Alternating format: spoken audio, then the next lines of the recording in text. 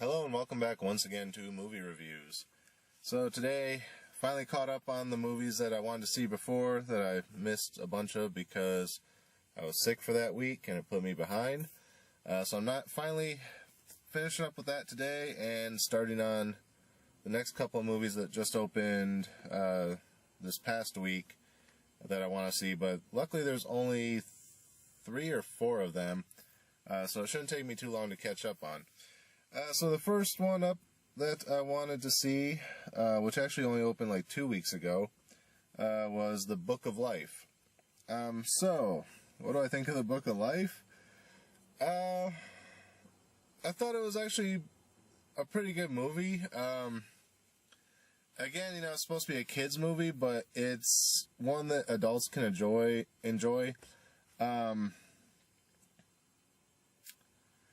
So it kind of reminded me in the opening part a bit of Despicable Me. So if you like Despicable Me, you might enjoy this one. It starts out with these little kids. They're going on a field trip to the museum. It turns out that they're kind of juvenile delinquents, like the detention class, the one tour guide refers to them as. So the other tour guide's like, why don't you take your break, I'll handle this group. So he goes off, and then it's this girl tour guide. She goes, okay kids, come with me. And they're like, well, aren't we going in the museum? The entrance is right here. She goes, no, you guys are a special group. You guys need to see something special. So then she takes him into this other part of the museum, and it's basically like a whole exhibit about Mexico and like Mexican customs and whatnot. And she starts to tell them the story of the Book of Life, which starts out with Mexico being the center of the universe. So now you know. So she starts to tell the story of these 2 boys who are best friends with this girl, but they both secretly love her, except, it's kind of obvious. But she kind of plays along because she's a bit of a tomboy. So then they start to tell the story of the Mexican afterlife. Basically, you have the remembered and the forgotten, and each of these realms is governed by these 2 entities who are in love with each other. Forget their names. So basically, these 2 entities make a bet with each other over which of the boys the girl will end up marrying. And the bet is that if the Forgotten's ruler's boy wins, he'll get to rule over the remembered for a while and get, basically swap positions. And if the remembered entity wins, then the forgotten entity can no longer meddle in human affairs or something like that. So it basically, they place their bets, and then you watch the boys grow up. The girl gets into a little bit of trouble and gets sent away to basically like a nunnery. I forget what they're actually called. Not necessarily a convent, but like a school for girls that's kind of like run by nuns. So she's brought up proper. So while she's away, the 2 boys grow up. The one becomes a warrior. He starts training with the army. The other one wants to be a musician, but he comes from a family of bullfighters, and he has the talent as a bullfighter. So he's being taught in the art of bullfighting, even though he spends like his nights and weekends or whatever playing music with this mariachi band, which his dad can't stand him doing. So then his first big bullfight's coming up, and of course it's, they're all older now. The warrior guy's back, or the soldier, whatever you want to call him. He's back in town, and it happens to be the same day the girl's returning. So he's doing his big bullfight, and, they're both trying to impress her. And it comes up to a point in the bullfight where you'd have to kill the bull. and he can see that the girl's kind of displeased by it, so, and he's not much for killing either. So he's like, we don't need to kill the bull. And this makes her happy, but makes the crowd angry, makes his family angry. So then they go back and forth, still kind of fighting over the girl's hand. The girl finally falls for the musician, and she's gonna accept his proposal. Oh, spoilers, by the way. But then there's this snake. So she pushes him out of the way, and the snake bites her. And they think that she's dead.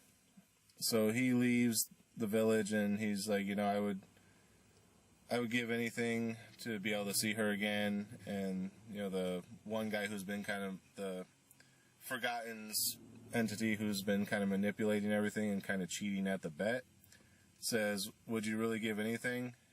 Or, like that. And the guy says yes, so the snake bites him too, and he dies and goes to the Remembered. So then he meets up with all his family, and he's looking for the girl because he thinks she's dead too. And then they find out that the snake bite didn't actually kill her, she's still alive. So then he's like, I can't get back to her, I'm stuck here. And then it turns out that this big bad that the soldier was prepping to fight against is coming to attack the village. He goes, I have to go back and help at least. Otherwise, the entire village will be wiped out and we'll all become forgotten because there'll be no one to remember us.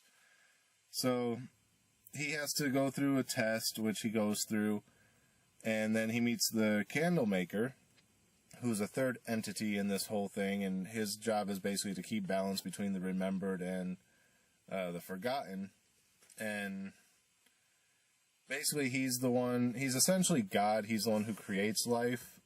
He creates them as candles, and then your life is the flame of the candle, so as it goes out, that's when you would die.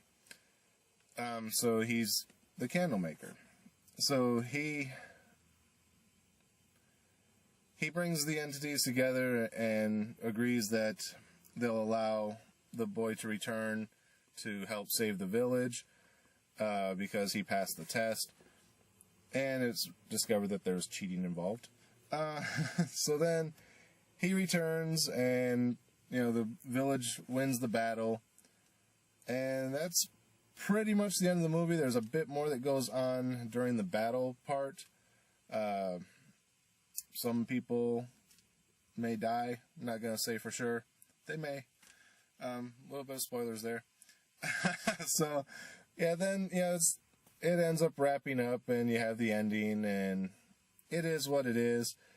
Like I said, I don't want to spoil too much of the ending because it's a decent movie worth watching. Like I said, if you like films like Despicable Me, you'll probably get into this one because it reminds me a little bit of that, but not exactly like the same premise, but like it keeps going back and forth to these kids in the museum, and they kind of remind me of the three girls from Despicable Me. And then at the same time, there's adult situations going on in the rest of the story. But yeah, so as far as a star rating on this one, honestly, I can't find any fault in this other than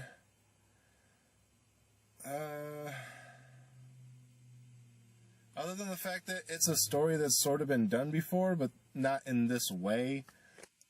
So yeah, I can't really find fault in it other than that, so I think I'm actually going to give this one a 4. Actually, I should rate it higher than a 4, but again, there have been movies that I've enjoyed more than this that I've given a 4 or less, so I don't want to rate it too high up and say it's a 5, because, like I said, it is something we've seen before, so it doesn't deserve a 5. And like I said, other stuff I've rated as 4 that I actually like slightly better than this, so yeah, I think 4 is a good level for it. But yeah, that's it for Book of Life. If it's still in the theater, go check it out. Otherwise, definitely check it out when it comes out on DVD or Netflix or Hulu or whatever you happen to have. Yeah, I recommend it. Book of Life. Go see it. But that's it for this episode. I will be back shortly with another review. And until then, as always, thanks for watching, and we'll see you on the next episode of Movie Reviews.